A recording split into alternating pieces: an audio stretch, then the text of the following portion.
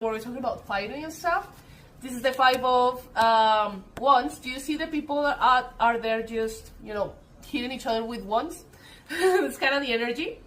This can talk about conflict, internal conflict too, but this specifically talks about maybe a situation, a complicated situation or a fight with someone, right?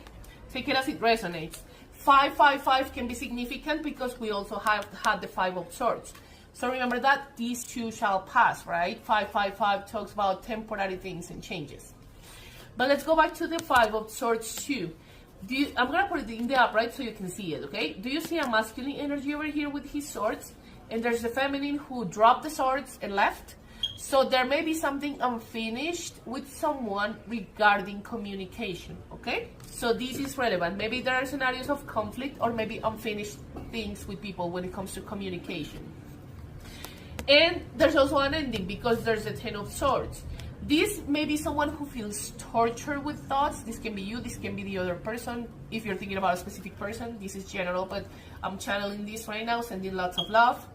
But yeah, this can talk about an ending, okay? This can talk about the closure of something.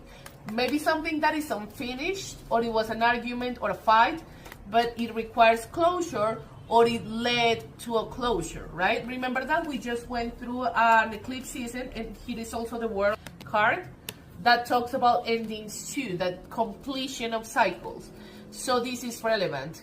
Remember that we're this super full moon portal that we opened on October the 6th, sorry.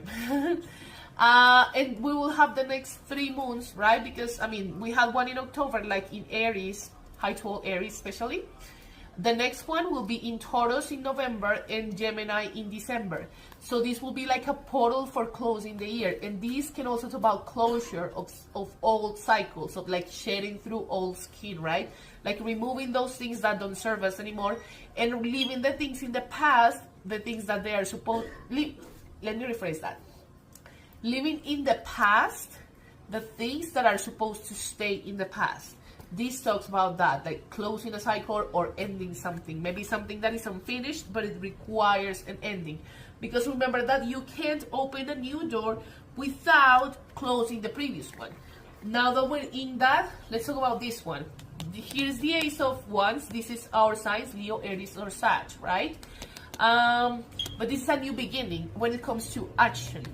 But since we were talking about closing a cycle, this is general. You can apply maybe like at work.